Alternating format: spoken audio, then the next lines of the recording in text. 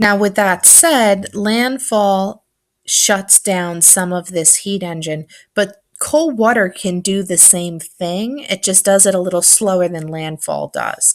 Landfall tends to really shut it down much faster than cold water. Cold water can also slow down this heat engine because it stops that natural feeding effect. As far as the effect on landfall, the effect of any type of hurricane pushing into landfall can actually mess with the polar front, which is the belt or definitive line of separation between the feral cell and the polar cell.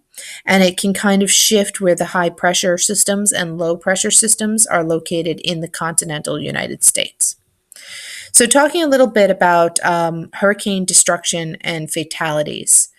A lot of hurricane destruction and fatalities are caused by basically two things: the storm surge and the wind speeds, these downdrafts that come rushing out.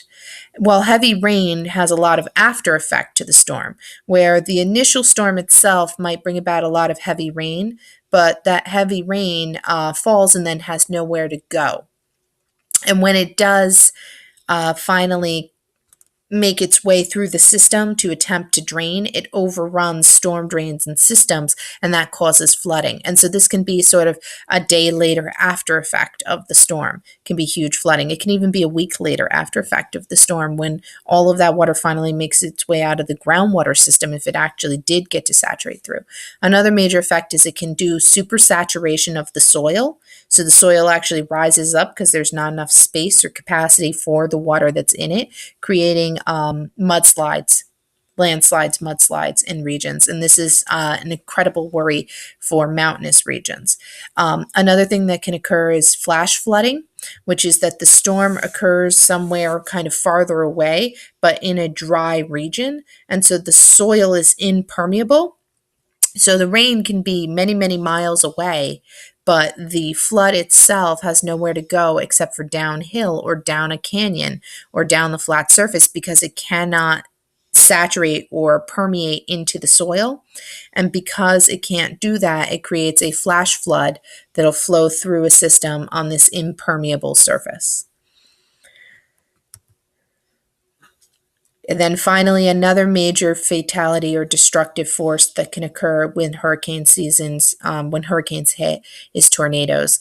And we often call hurricane storms can create what's called tornado clustering or tornado outbreaks in their location, where they'll spawn many, many, many, even sometimes tens of hurricanes. And I don't remember offhand, but I want to say Katrina spawned something like 16 tornadoes off of its original surface and then went on to create a bunch of thunderstorms. That same energy was then used to make a bunch of thunderstorms. We got another like minor set of outbreaks out there. So it's a major one.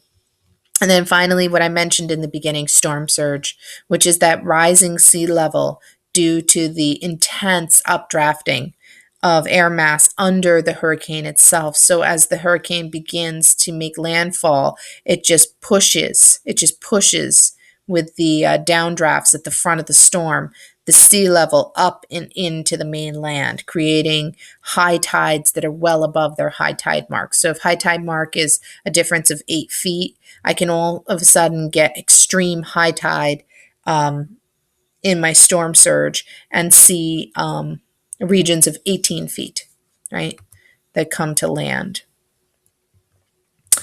There is a set of hurricane systems and advisory out there, and it's one of our better systems as far as weather forecasting goes. And one of the things to just keep in mind is that there's constant projections and there's multiple models. And we often use a combination of 3 separate models and kind of take the best average between them. That doesn't mean that they're perfect, but we do try to create an estimation. One of the first things that you'll get when a storm goes from tropical storm status into a tropical cyclone status, which is a hurricane status, is we'll put everybody on hurricane watch. And this means that this hurricane should make landfall within the next 24 hours. If that watch is then changed to a warning, A watch means that maybe it's coming for you and it's probably coming within a 24-hour period. If the word warning is in there, it means it will hit you. It's going to happen. There is no is it, will it, maybe in there. It means it's going to happen. And it's going to happen in a short time frame. And by short time frame, we can actually mean about 6 hours. So if that zone goes from hurricane watch into hurricane warning, it means that one, it's coming, and it's a very short duration away. There are places which can be on the boundaries of a storm. So for example, if my line of the storm is kind of nearby, so in this example, we're just seeing a little bit of watches versus warning zones, right? And so here's the storm itself. And this is its location based on different times of day and how different broadcasting happens. But in some of these zones, and I want to go back to like a picture where I can use this, like the image. I'm going to go way back. Sorry about that. Okay, so I'm just going to use this as an example. So let's just say this is the track of the storm. You see how there's a darker purple in here? Everything within my dark purple zone will be under hurricane warning.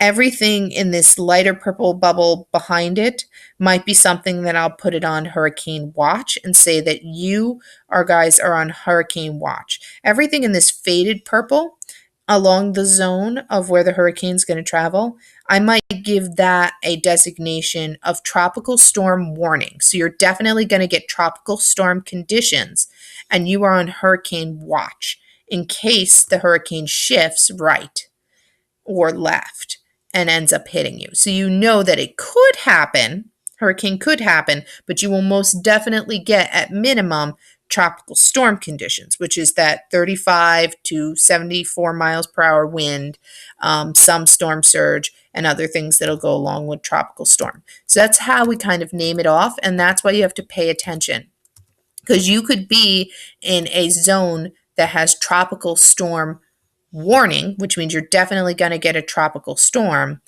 and then be on hurricane watch. And literally 2 hours later, the storm could have shifted towards you, and you can now be in a hurricane warning.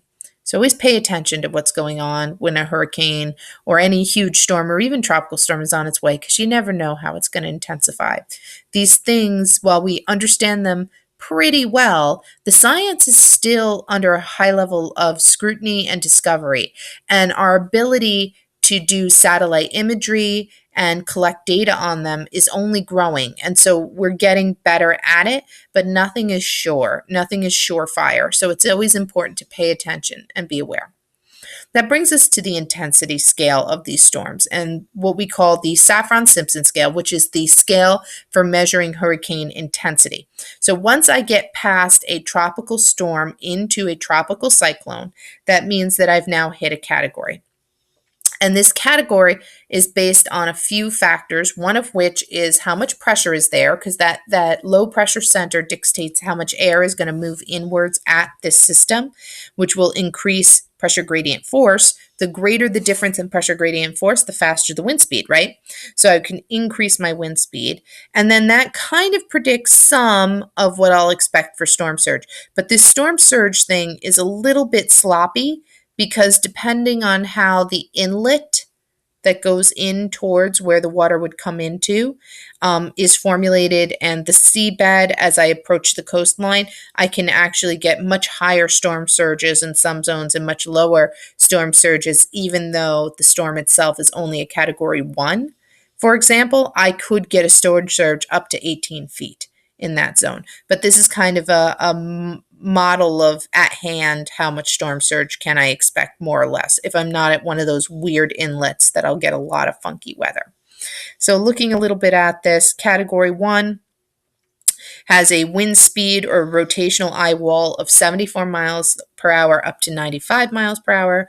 Category 2 has a rotational eye wall, so the very strong stuff on either side of the eye of the hurricane, of 96 to 110.